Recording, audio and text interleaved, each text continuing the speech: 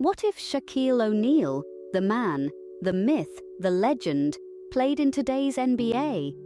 A question that sparks curiosity as we imagine the towering figure of Shaq, a dominant force in his era, competing against the high-octane three-point shooting teams of today's NBA. In his prime, Shaq was an unstoppable force, a player who could single-handedly change the course of a game.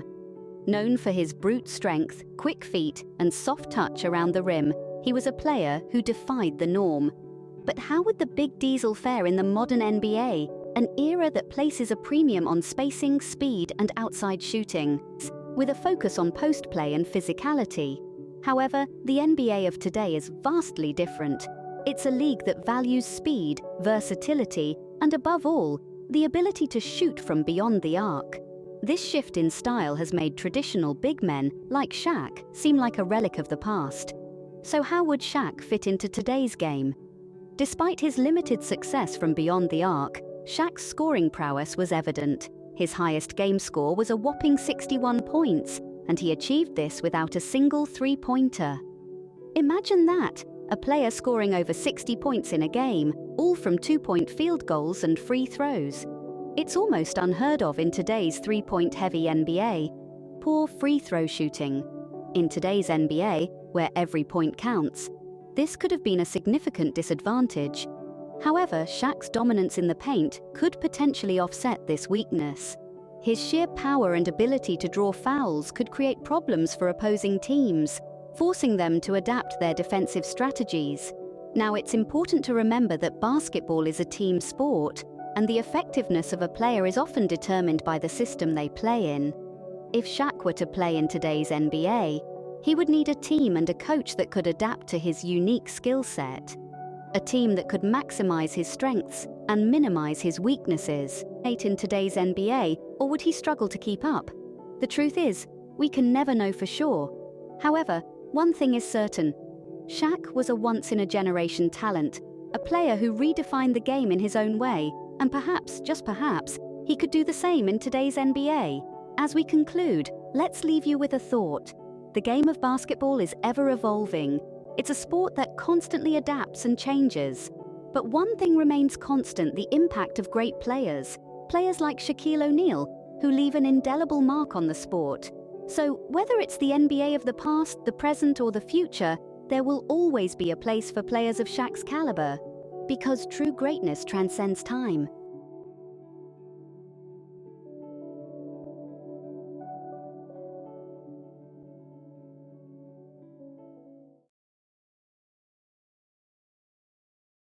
Shaq told Trayvon Diggs and Micah Parsons that he would average 40 in today's game.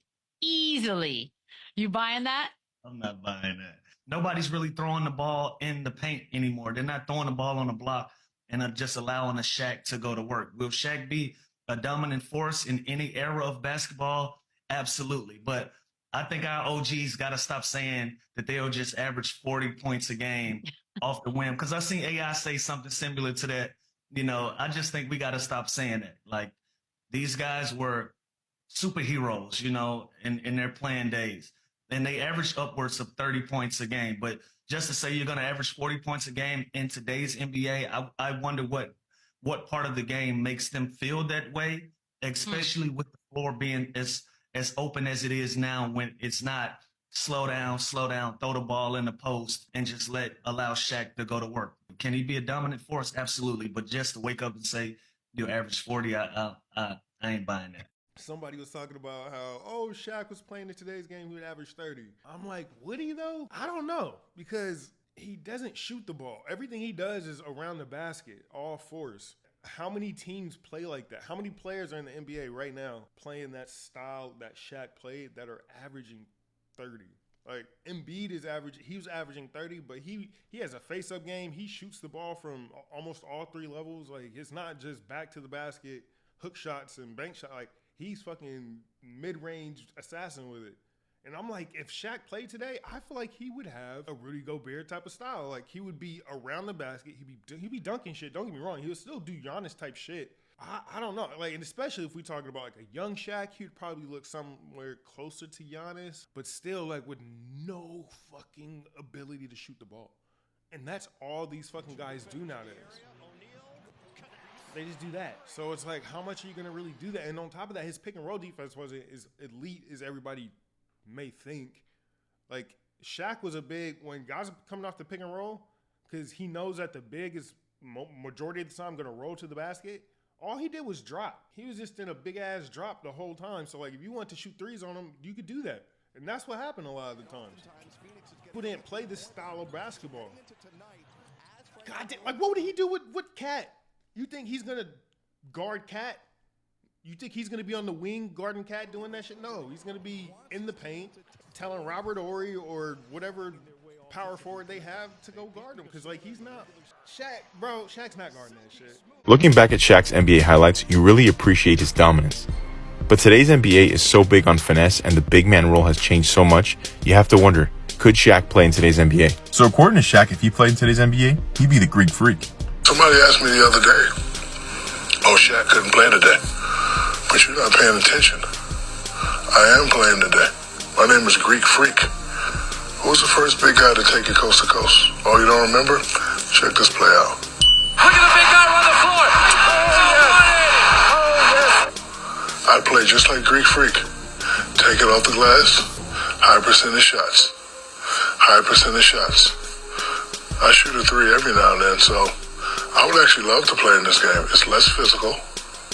I would bring a little bit more physicality. I would bring my length. I would bring my athleticness, and I'd be Greek Freak. To me, this man would dominate in any era. Let me know what you guys think in the comments below. Right, know what I said. If you don't know what I said, Google me. I said I would dominate in the league today. Who did I play against? Tim Duncan. Did I dominate him? Yes or no? Yes. Yes. Tim Duncan. Is there somebody in today's game equivalent to Tim Duncan? No, yes. not at that You're not position. going to have the Kevin Durant conversation? Kevin Durant is a guard. Stop it. He's not a big man. Patrick Ewing. Is there anybody in the league today better than Patrick Ewing? No, Patrick Ewing was a freaking monster. Is there anybody in the league today better than Alonzo Mourning? No. Thank you. Yeah. Is there anybody in the league today better than who else did I play against? Akeem Olajuwon. No. Is there anybody in the league today better than David Robinson? No. No. Okay, so if I dominated in that era, what made you think that I can't dominate in this era? It's simple math. Stupid people, don't question what I say. I know what I say. I stand by. I say. I die by what I say. Period. Point blank. Oh my. Yes. Download it now. Could Shaq play in today's league? Yes, of course he could. Let's say prime Shaq, like 2000 to 02 Shaq, would be a league-changing force. His size and skill down low would take the league in an entirely different direction. You would have to have size on your roster to battle Shaq, just like teams did in the 2000s, where they employed 5 or 6 unskilled 7-footers to just lob at Shaq. I really feel like the three-point revolution was delayed because of Shaq. His size and his ability to dominate down low was so impactful that teams did not go towards more skilled, agile players until after his reign of dominance was over. I will say that Shaq's weight issues as of like 2004 on would have been a lot more impactful on his effectiveness in the modern game. There wasn't enough pace or space in the 2000s to make Shaq pay for being 400 pounds, but the sharp drop-off we saw in the mid to late 2000s from Shaq would have been even more apparent in today's game.